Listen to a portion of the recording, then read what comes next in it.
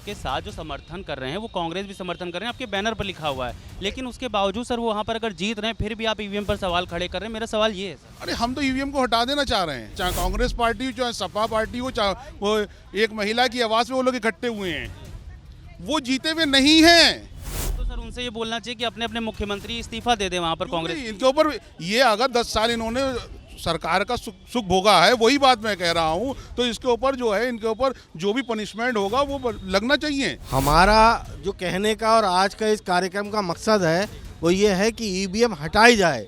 ये मकसद नहीं कि कांग्रेस जीत रही, भाजपा जीत रही, आप पार्टी जीत रही, कोई सी पार्टी जीत रही हो।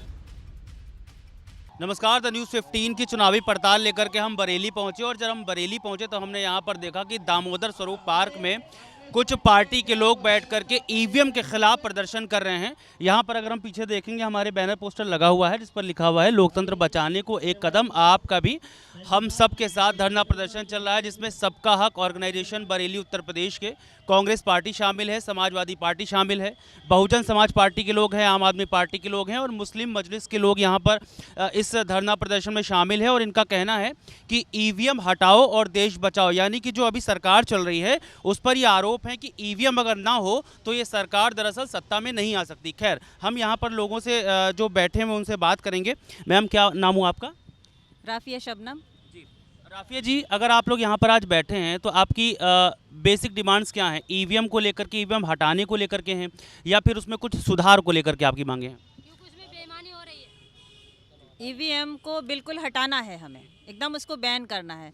कल भी हमने प्रेस कॉन्फ्रेंस की थी, अगर आप थोड़ा वक्त दें तो मैं उसको फिर से रिपीट करती हूँ कि उसमें परेशानी क्या क्या है।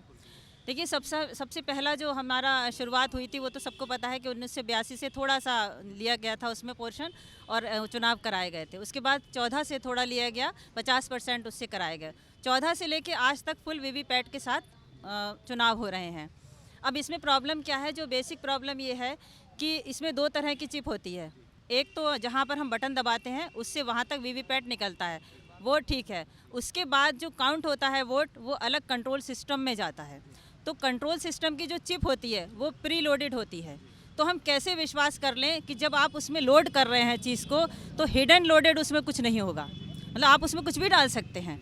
अगर यहाँ से काउंट हुआ 4 वोट तो वहाँ 40 भी हो सकता है क्योंकि हमने उसको लोड करा है। दूसरा, इसमें जो ट्रांसमीटर होता है और जो रिसीवर होता है वो इतने पुराने हैं जो रेडियो, ट्रांजिस्टर और टीवी में डलते थे, तो वो अपने सिग्नल देते हैं। वो सिग्नल इतना ख़तरनाक होता है कि आप 100 और 500 मीटर की दूरी से परिणाम को प्रभावित कर सकते हैं, उसको बदल सकते हैं। तीसरा, इसमें क्या है, सबसे जो परेशानी की बात है कि 19 लाख मशीनें गायब हैं। तो जो इस कंपनी बना रही है BEL और CIL, वो मानती है कि मेरी 19 लाख मशीनें चोरी हो गई हैं और इतनी ही मशीनों से पूरे देश में इलेक्शन किया जा सकता है, मतलब होता है। तो जब 19 लाख मशीनें गायब हैं तो मेरा सवाल ये है कि पहले आप 19 लाख मशीनें तो ला कर दीजिए हमें, उसके बाद बताइए कि ये मशीनें वो हैं जो चोरी हुई थी और ये मशीनें वो हैं जिससे हम कर रहे हैं। उसके बाद ये होता है कि जब पोलिंग एजेंट होता है वो 50 मॉक पोल करके 50 वोट उसमें डालता है। अब उस पर देखता है कि 5 मशीनें गलत निकल गई, उसने 5 हटा दी। कैसे मान लें कि 5 ही गलत थी, 20 भी तो गलत हो सकती हैं। तो इसका उदाहरण ये है कि असम में एक जगह 70 वोटर थे और वोट निकले थे 170। लोगों की शिकायत अक्सर ये होती है कि भाई मैं निर्दलीय खड़ा था, मैंने अपना वोट तो डाला होगा, वो कहाँ चला गया। तो अब उनके जो वोट डले हैं कि 1 वोट अगर डला है तो आप ये मुझे बताइए कि बाकी जो उसके रिश्तेदारों के वोट थे, 10-20 कुछ तो रिश्तेदार होंगे, वो कहाँ चले गए। तो जब इतनी खामियां हैं, इससे ज़्यादा और भी बहुत खामियां हैं, अभी हमारे वसीम साहब आपको बताएंगे। तो इतनी सारी खामियां हैं, जनता कह रही है। गांव के किसी व्यक्ति से आप पूछ लीजिए तो कहते हैं भैया ईवीएम का सारा खेल है। तो जब जनता को विश्वास नहीं है तो क्या बहस है इस बात की कि हम ईवीएम से ही कराएंगे। आप देखिए, बड़े बड़े देश जो विकसित देश हैं वो इसको बैन कर चुके हैं। बांग्लादेश ने सिर्फ 1 बार कराया, उसके बाद उसने बैन कर दिया। तो भाई इतनी प्रॉब्लम क्रिएट जब हो रही है तो मेरी मांग है कि इस बार के चुनाव हम ईवीएम से नहीं होने देंगे, बैलेट पेपर से चुनाव होना चाहिए। बैलेट पेपर से चुनाव होना चाहिए, ऐसा यहाँ के लोगों की मांग है। आपसे सर एक साधारण सा सवाल है कि ईवीएम से समस्या है या जो पार्टी इन दिनों जीत रही है उससे समस्या है? ऐसा है, जो पार्टी जीत रही है उससे समस्या नहीं है, ईवीएम से समस्या है कि ईवीएम के जरिए ही वो जीत रही है। क्योंकि आज पूरे देश के अंदर जनता ये कहने लगी है कि ईवीएम में गड़बड़ी है, ईवीएम के जरिए ही ये चुनाव ये पार्टी जीत रही है।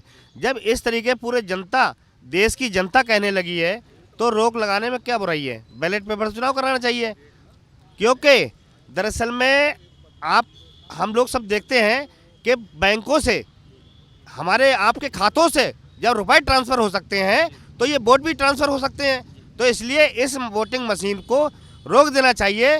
जो पुरानी जो बैलेट पेपर से व्यवस्था थी उस बैलेट पेपर से चुनाव कराना चाहिए, क्योंकि इस देश का जो जनता, जो बड़ी तादाद में जनता ये कहने लगी है कि वोटिंग मशीन में गड़बड़ी है, वोटिंग मशीन के जरिए बेईमानी की जा रही है, तब ये जनता ये भी कहने लगी है, तो जनता की मांग को मानना चाहिए। तो आज हम सबका हक ऑर्गेनाइजेशन की तरफ से आज ये दामोदर स्वरूप पार्क बरेली में इस ईवीएम मशीन पर रोक लगाने के लिए ये धरना प्रदर्शन किया गया है। तो माननीय उच्चतम न्यायालय के मुख्य न्यायाधीश महोदय से और इस देश के राष्ट्रपति महोदय से हम लोग मांग करते हैं कि ईवीएम पर इस 2024 के चुनाव से ही रोक लगा देनी चाहिए और बैलेट पेपर चुनाव कराना चाहिए। मैं अच्छन अंसारी एडवोकेट हूं, सदस्य राष्ट्रीय कोर कमेटी एवं प्रदेश उपाध्यक्ष आज़ाद समाज पार्टी की तरफ से भी मांग करता हूं। सवाल एक ये है कि जब 2019 के चुनाव हुए थे और जब भारतीय जनता पार्टी जीती थी उसके बाद भी ईवीएम को लेकर के काफ़ी सवाल खड़े हुए थे। तब कई विपक्ष की तरफ से ऐसे चैलेंजेस आए थे कि हम ईवीएम को बता सकते हैं कि वो कैसे हैक होती है। उसके बाद तमाम तरह की चीज़ें हुई, ऐसे चैलेंजेस एक्सेप्ट भी किए गए और ऐसी बातें भी आई कि दावा किया गया कि भाई ईवीएम को हैक करने का पूरा मौका दिया गया। आपको याद होगा तब मेरे ख्याल से ईवीएम को उस तरह से हैक नहीं कर पाया था कोई। तब सुप्रीम कोर्ट की तरफ से भी ये कहा गया था कि ईवीएम पूरी तरह से ठीक है। सर, इस पर कोई जवाब आपका? ये ऐसा कुछ नहीं है। ईवीएम में पूरी तौर पे गड़बड़ी है और ईवीएम पे गड़बड़ी की वजह से ही हम लोग मांग कर रहे हैं कि ईवीएम पर रोक लगाई जानी चाहिए। एक मिनट में आपको इसका जवाब देती हूँ। 2017 में आम आदमी पार्टी ने दिल्ली विधानसभा में ईवीएम को पूरा हैक करके दिखाया था। उन्होंने पूरा झाड़ू में वोट डाल के दिखाया था। उसके बाद भी ईवीएम का इससे ज्यादा क्या प्रमाण दिया जाए जब पूरी ही हैक करके दिखा दी गई। जैसे फोन हैक हो जाता है उसी तरह ईवीएम एक मशीन है, मशीन को इंसान कंट्रोल करता है, इंसान को मशीन कंट्रोल नहीं करती है। ये चीज ध्यान में रखनी चाहिए और ये ईवीएम पूरी तरह से इनके हाथ में कंट्रोल में है, इसलिए रिजल्ट हर बार एक सा आता है। ये एसडीएम साहब यहाँ पर आए हैं और इनको ज्ञापन सौंपा जा रहा है, ये प्रदर्शनकारियों की ओर से, आप देख सकते हैं।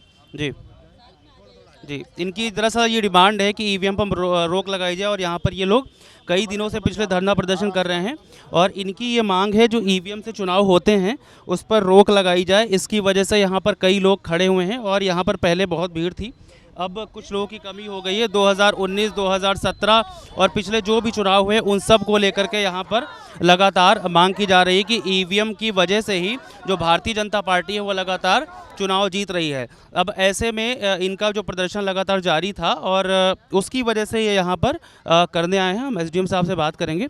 जी, हेलो जी, एसडीएम साहब, सर कैसा आश्वासन इनको देंगे, क्योंकि ये काफ़ी देर से यहाँ पर प्रदर्शन कर रहे हैं और इनकी डिमांड है कि ईवीएम को हटाया जाए, बैलेट पेपर से चुनाव किया जाए। जो भी इन्होंने लिखा है उसको महामहिम राष्ट्रपति महोदया को भेज दिया जाएगा। इसको और जो इनकी मांगे हैं वो इसमें हैं तो इसको भेज दिया जाएगा। Thank you. काफ़ी वक्त से सर, क्योंकि इनकी ये डिमांड है कि यहाँ पर ईवीएम से जब चुनाव हो रहे हैं इसकी वजह से विपक्ष को परेशानी हो रही है और गांव देहात में भी अगर जाओ तो लोगों की मांग है कि वीवीपैट से चुनाव होना चाहिए, बैलेट पेपर से चुनाव होना चाहिए। ये दूसरे देशों का भी हवाला दे रहे हैं, बांग्लादेश का हवाला दे रहे हैं कि वहाँ तक जब बैलेट पेपर से चुनाव हो रहा है तो यहाँ पर ईवीएम से क्यों चुनाव कराए जा रहे हैं, जबकि उसमें ये साफ तौर पर कह रहे हैं कि बेईमानी होती है। नहीं, इस पर कोई कमेंट नहीं करना है हमको। हम जो उन्होंने लिखा है उसको पहुंचा देंगे। शुक्रिया सर। अभी कमेंट करने से बच रहे हैं और एक जो ज्ञापन है वो सौंप दिया गया है। यहाँ के एसडीएम साहब ये बोल रहे हैं कि जो ज्ञापन सौंपा गया उसको राष्ट्रपति महोदय तक पहुँचाया जाएगा। खैर, हम यहाँ पर और लोगों से बात करेंगे। सर, आप सर बात करेंगे। जी, क्या नाम हुआ सर आपका? मेरा नाम मोहम्मद वसीम है और मैं मानवाधिकार एवं न्याय सुरक्षा प्रहरी का मंडल प्रभारी हूँ। जो वन टाइम प्रोग्राम होता है चिप के अंदर, जब चुनाव आयोग से पूछा गया तो उसके अंदर चेंज नहीं हो सकती। बार बार जो आर्टिफिस ने जो है मालूम किया आरटीआई से, तो पता ही चला कि उसके अंदर रीप्रोग्रामिंग हो सकती है। जब चिप के अंदर रीप्रोग्रामिंग हो सकती है तभी तो इंसान जीत रहा है, वरना क्या वजह थी कि बताइए 2019 में जो बागपत ज़िले के जो सुभाष कश्यप थे उनको अपने ही बूथ के ऊपर 0 वोट पड़ा, 0 वोट, कोई वोट नहीं मिला। उसके अलावा 2023-24 में जो राजस्थान के अंदर एक एक उम्मीदवार को अपने बूथ से एक एक वोट भी नहीं पड़ा। यह क्या मुसीबत है। दूसरी चीज़ ये है कि 2023 मई 2019 में सभी क्षेत्रों में मतगणना के दौरान द क्वाइंट जो पत्रिका है उसने ये वेबसाइट से आंकड़े उठा करके देखा कि जो जितने वोट पड़े हैं उसकी काउंटिंग और जितने वोट काउंट किए गए हैं उसकी काउंटिंग में 8,000 से लेकर के 18,000 तक का फ़र्क है। तो जब इतना है तो कैसे है। तीसरी चीज़ ये है कि आपकी दीमो हसाओ एक ज़िला है असम के अंदर, तो दीमो हसाओ ज़िले में एक बूथ के ऊपर मात्र 90 वोट थे और उसके अंदर जब काउंट किया गया तो 171 वोट निकले। तो जिसकी वजह से वहाँ के जो चुनाव आयोग के 5 कर्मचारी को सस्पेंड किया गया। जब इतना डिफरेंस है, सब जानते हैं कि आखिर जो चुनाव आयोग जो है वो एक तोते की तरह काम कर रहा है। सुप्रीम कोर्ट का डिसीजन होने के बावजूद भी वो जो है हमारे जो इलेक्टोरल बॉन्ड थे उन बॉन्ड को 6 तारीख को वहाँ पर सारा डिटेल देना था, उसने नहीं दिया, बल्कि जो है वो 3 महीने का टाइम मांग रहा है। और 3 महीने के टाइम में जब चुनाव निपट जाए, मोदी जी की कमियां जो है लोगों तक ना पहुंचे, इसलिए 3 महीने का टाइम मालूम किया है। सुप्रीम कोर्ट ने एक ही आदेश पारित किया कि तुम मुझे ईमेल भेजो, मैं न्यायालय की अवमानना का सज़ा दूंगा उसको। जी सर, एक सवाल ये है कि आपके साथ यहाँ प्रदर्शन में जो बैनर है उस पर कांग्रेस पार्टी का भी नाम लिखा हुआ है, ठीक है, लेकिन अभी कुछ दिनों पहले तेलंगाना में कांग्रेस पार्टी की जीत हुई है, तो क्या उसने भी बेईमानी करी थी? देखिए बात यह है, मुझे अच्छे से याद है, मैं छोटी सी एक देहाती भाषा में आपको बता रहा हूँ, जो पहली मर्तबा बंदे को विदेश ले जाता है नौकरी कराने के लिए, वो 4-5 आदमी को तो ठीक ले जाता है, लेकिन बाकी लोगों के साथ में खिलवाड़ करता है, उनसे मजदूरी करवाता है, कुछ और करवाता है। यही है, दिखाता पहले कुछ और है, काम कहीं और होता है। मोदी जी को सीधे अगर 543 जीत के आते तो सवाल ये निशान खड़ा हो जाता। वो इतनी जीत के आते हैं जिससे उनका कोरम बन जाए, इसलिए उन सीटों पर ही जिताते हैं। मतलब वो खुद हारते हैं, उसके बाद खुद जीतते हैं? नहीं, खुद देखिए कुछ जगह पे खुद हार के दिखाते हैं, हारते नहीं है, हार के दिखाते हैं, जीतते हैं। जो आपका कर्नाटका में जो चुनाव हुए उसके अंदर उनकी जो सेटिंग थी वो सेटिंग 15 से 20% के आसपास थी, लेकिन वहाँ की जनता ने एक तरफा वोटिंग किया, इसलिए जो है वो रिजल्ट आया। अगर यहाँ पर भी एक तरफा वोटिंग होगी तो रिजल्ट आएगा। और पहले तो ये है कि जो हमारे माननीय बहादुर प्रताप सिंह जी, महमूद पराचा जी जो यहाँ आने वाले थे, लेकिन उनको क्योंकि मुंबई जाना है कल को, इसलिए वो नहीं आ पाए। उन्होंने 2019 से इस आंदोलन को शुरू किया है और 147 लोग, उसको छोड़ दीजिए, 147 लोग जो रिटायर्ड IAS ऑफिसर हैं, रिटायर्ड PCS ऑफिसर्स हैं, जो रिटायर्ड कर्नल जनरल हैं, जो रिटायर्ड ब्रिगेडियर हैं, जो रिटायर्ड वाइस चांसलर्स हैं, उन्होंने 2019 के चुनाव के बाद में चुनाव आयोग को एक रिप्रेजेंटेशन दिया जिसमें तमाम कमियों को उजागर किया कि EVM के अंदर ये कमियां हैं, ये कमियां हैं। आज तक चुनाव आयोग ने उसका जवाब नहीं दिया। इसकी वजह क्या है? यहाँ पर जो प्रदर्शन चल रहा है वो EVM के बारे में बोला जा रहा है कि EVM हटाओ, और सीधा आरोप लगाया जा रहा है कि जो मौजूदा सरकार जीतती है वो दरअसल EVM में हेर फेर कर जीतती है। लेकिन सर एक सेकंड, लेकिन सर हमने कुछ दिनों पहले देखा कि कर्नाटक हो या तेलंगाना हो, वहाँ पर कांग्रेस पार्टी भी जीती, जबकि आपके बैनर में आपका जो सहयोग कर रही है वो कांग्रेस पार्टी भी कर रही है। तो एक तरफ तो वो भी जीत रही है सर, और दूसरी तरफ आप लोग EVM का बहिष्कार कर रहे हैं, तो सर यानी कि कांग्रेस पार्टी भी बेईमानी कर रही है, सीधे तौर पर आरोप है सर। सबसे पहली बात तो EVM से जहाँ कहीं भी चुनाव हो रहा है, कहीं पर भी चुनाव हो रहा है, उससे जो पार्टी जीत रही है वो चाहे कोई पार्टी क्यों ना हो, हम आम आदमी जनता उसे जीता हुआ नहीं मान रही है। ये बेईमानी का चुनाव हो रहा है। इसीलिए 2 बातें कहना चाहता हूँ, इसीलिए हम ये कह रहे हैं EVM से चुनाव बंद हो। तो सबसे पहले तो मैं मीडिया कर्मियों से ये रिक्वेस्ट करूँगा, उनको जीता हुआ ना कहें। नहीं सर, मैं जीता हुआ नहीं कर रहा हूँ सर, बात ये है आपके साथ जो समर्थन कर रहे हैं वो कांग्रेस भी समर्थन कर रहे हैं, आपके बैनर पर लिखा हुआ है, लेकिन उसके बावजूद सर वो वहाँ पर अगर जीत रहे हैं फिर भी आप EVM पर सवाल खड़े कर रहे हैं। मेरा सवाल ये है सर। अरे हम तो EVM को हटा देना चाह रहे हैं। वो तो इस वक्त आए हैं हमारी ताकत को देख के, चाहे कांग्रेस पार्टी हो, चाहे सपा पार्टी हो, चाहे वो एक महिला की आवाज़ में वो लोग इकट्ठे हुए हैं, वो जीते हुए नहीं हैं। फिर तो सर उनसे ये बोलना चाहिए कि अपने अपने मुख्यमंत्री इस्तीफा दे दें वहाँ पर कांग्रेस। इनके ऊपर ये अगर 10 साल इन्होंने सरकार का सुख भोगा है, वही बात मैं कह रहा हूँ, तो इसके ऊपर जो है, इनके ऊपर जो भी पनिशमेंट होगा वो लगना चाहिए। भले ही कत्ल किसी ने 10 साल पहले करा है, आज पकड़ा जाए तो सजा का हकदार है नहीं है। बस इसके बाद मैं अपनी बात खत्म करना चाहूँगा। ठीक है, आप समझ सकते हैं। शुक्रिया सर। क्या नाम हुआ आपका? मैं रविंद्र सारा, पूर्व प्रवक्ता जिला कांग्रेस कमेटी। सही है सर, कांग्रेस के आप नेता हैं, यहाँ पर आप ईवीएम को लेकर के सवाल खड़े कर रहे हैं। दूसरी तरफ कर्नाटक में आपकी सरकार जीत जाती है, आपकी सरकार बन जाती है, तेलंगाना में आपकी सरकार बन जाती है, अभी हिमाचल प्रदेश में आपकी सरकार बन जाती है, ठीक है। और उसके बाद आपके साथी जो आपके साथ धरना प्रदर्शन में शामिल हैं वो कहते हैं कि ईवीएम से जो पार्टी जीतती है हम उसे जीता हुआ नहीं मानते हैं। सर, आप अपनी पार्टी को जीता हुआ मानते हैं, नहीं मानते? हमारा जो कहने का और आज का इस कार्यक्रम का मकसद है वो ये है कि ईवीएम हटाई जाए। ये मकसद नहीं कि कांग्रेस जीत रही, भाजपा जीत रही, आप पार्टी जीत रही, कोई सी पार्टी जीत रही हो। ईवीएम का सारी पार्टियां विरोध कर रही हैं सिवाय भाजपा को छोड़ के। विरोध कर रही हैं तो कोई कारण होगा विरोध करने का। आप कह रहे हैं कि उसमें धांधली हो रही है, यही तो कह रहे हैं आप। तो इसका मतलब अगर धांधली हो रही तो हिमाचल प्रदेश में भी धांधली हुई, कर्नाटक में भी धांधली हुई, तेलंगाना में भी धांधली हुई। हम आपकी बात को ये कहना चाह रहे हैं कि ईवीएम में मैनिपुलेशन किया जा सकता है। इससे कोई भी पार्टी जीते, इससे आप पार्टियों में विभाजित मत करिए। हमारा विरोध ईवीएम से है, हमारा किसी पार्टी से विरोध नहीं है। हमारा मुख्य आज का जो धरना है वो इसलिए किया गया है कि ईवीएम का विरोध करते हैं हम। उससे कोई पार्टी जीते, किसी की सरकार बने, इससे हमें कोई मतलब नहीं। आप जीते, कांग्रेस जीते, सपा जीते, मेन विरोध जो हमारा है सारी पार्टियां देश की कर रही हैं ईवीएम का विरोध सिवाय भाजपा को छोड़ के। तो इसलिए शक पैदा होता है कि अगर सब पार्टियां कर रही हैं देश की तो भाजपा क्यों नहीं कहती ईवीएम का विरोध करें। मैम, क्या नाम हुआ आपका? पूनमदीप, मैं एडवोकेट हूँ, कमिश्नरी में प्रैक्टिस करती हूँ। बड़ा असमंजस है। असमंजस इसलिए है क्योंकि वो कह रहे हैं कि हम कोई कह रहा है आपके साथ, आपका साथी कोई कह रहा है कि हम जीता हुआ नहीं मानते हैं, दूसरा साथी कह रहा है कि हाँ ठीक है जीत गए कोई बात नहीं, लेकिन ईवीएम में धांधली हो रही है। और जब मैंने उनसे पूछा कि भाई कर्नाटक में या हिमाचल प्रदेश में या तेलंगाना में भी कांग्रेस पार्टी जीतती है तो क्या वहाँ पर ईवीएम सही थी, जब मैं ये सवाल करता हूँ तो फिर वो कहते हैं कि वो घुमा देते हैं चीज़ों को। मैम, आप अगर क्लियर जवाब दे पाएँ तो प्लीज़। हाँ, मैं ये कहना चाहूँगी, आप बार बार एक तेलंगाना का क्वेश्चन रेज कर रहे हैं। मैं क्वेश्चन रेज नहीं कर रहा हूँ। देखिए, आप लोग जिस मुद्दे पर सवाल उठा रही हैं, ठीक है, मैं उस मुद्दे को लेकर के आ रहा हूँ। बिल्कुल क्लियर करना ज़रूरी है जी। मैं इसी बात को क्लियर करना चाहती हूँ कि तेलंगाना में जो गवर्नमेंट रूलिंग है उसका था क्या, उसको जितनी सीटें मिली प्लस मिली, पॉजिटिव मिली, तो उनको तो वहाँ पे विजय हुई है 2-4-6 सीटें जो मिली हैं। ये कहना गलत है कि वहाँ पर कोई मतलब ऐसा कि ईवीएम की वजह से हम ये कह रहे हैं, नहीं, वहाँ पर तो उनको पॉजिटिव मिली हैं, तो वहाँ पर तो उनकी उल्टी जीत हुई है कि वो जो 5-6 सीटें जो भी मिल गई उन्हें वो फालतू मिली हैं।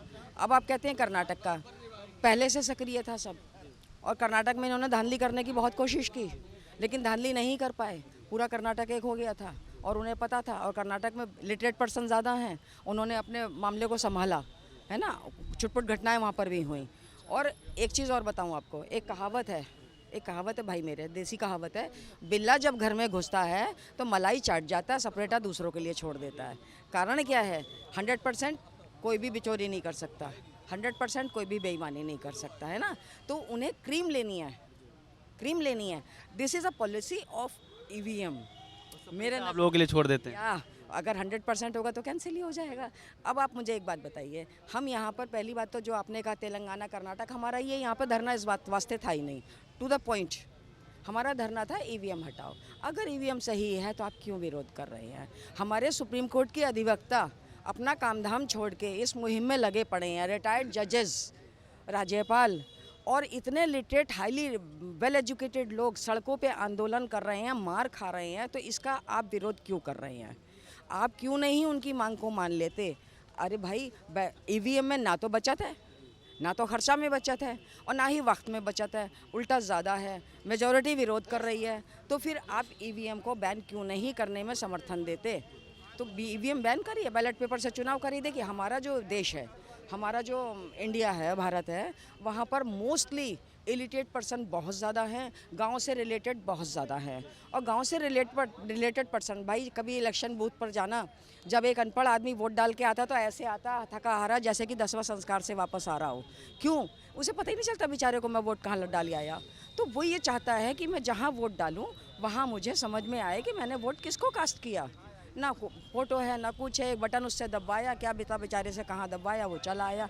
तो एक फेयर न्याय के लिए, एक फेयर इलेक्शन के लिए अगर हम मांग कर रहे हैं तो क्या गलत कर रहे हैं? तो मेरे विचार से मैं यही कहना चाहूँगी कि ईवीएम हटाकर बैलेट पेपर से चुनाव कराएं, ताकि हमारी जनता, मेजॉरिटी जनता जो है वो संतुष्ट हो इलेक्शन से। क्या नाम हो गया आपका? मेरा नाम विकास बाबू एडवोकेट है, मैं मंडल अध्यक्ष हूँ भीमार्मी बरेली मंडल का। भीमार्मी से जी। भाई साहब, यहाँ पर अगर आप हैं ईवीएम का विरोध कर रहे हैं आप, क्या चाहते हैं, किस तरह से ईवीएम बदला, ईवीएम ही बदल दिया जाए या उसमें कुछ चीज़ें हैं ऐसी जो बदल दी जाएं? देखिए, आपको सबसे पहले समझने की आवश्यकता है जिन देशों से ये इन्वेंट हुई और जहाँ पर इसका प्रयोग किया गया, आज उन देशों में बैन है। आज उन देशों की जनता को, जो आज दुनिया का सबसे बड़ा पुराना लोकतंत्र कहा जाता है अमेरिका, जब वहाँ बैन हो चुकी है, जब जापान में बैन हो चुकी है, जब फ्रांस में बैन हो चुकी है, तो हमारे देश में क्यों नहीं बैन हो सकती? ऐसा क्यों है? आपका पड़ोसी देश बांग्लादेश, जहाँ पर एक बार ईवीएम को यूज़ किया गया, उस पर भरोसा नहीं किया गया, फिर अगली बार से वो बैन कर दी गई।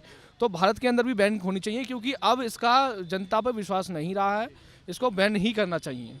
जी साहब, जब बैलेट पेपर से चुनाव हुआ करते तब भी हम देखते थे बूथ कैप्चरिंग हो जाती थी, पूरा बैलेट पेपर में स्याही डालकर उसको ख़राब कर दिया जाता था। जबकि अगर ईवीएम से होगा तो इलेक्ट्रॉनिक चीज़ होती है, वो सेफ़ रहती है, जैसा का तैसा सेफ़ रहती है ना। तो इसमें मुझे लगता है कि ईवीएम आपको ज़्यादा बेहतर लगती है या पहले जो बूथ कैप्चरिंग हो जाया करती थी, स्याही से पूरा सब एक रंग के कर दिए जाते थे, वो ज़्यादा बेहतर लगता है? देखिए, मैं आपसे एक सवाल पूछूंगा इस सवाल में, फिर मैं जवाब दूंगा अपना।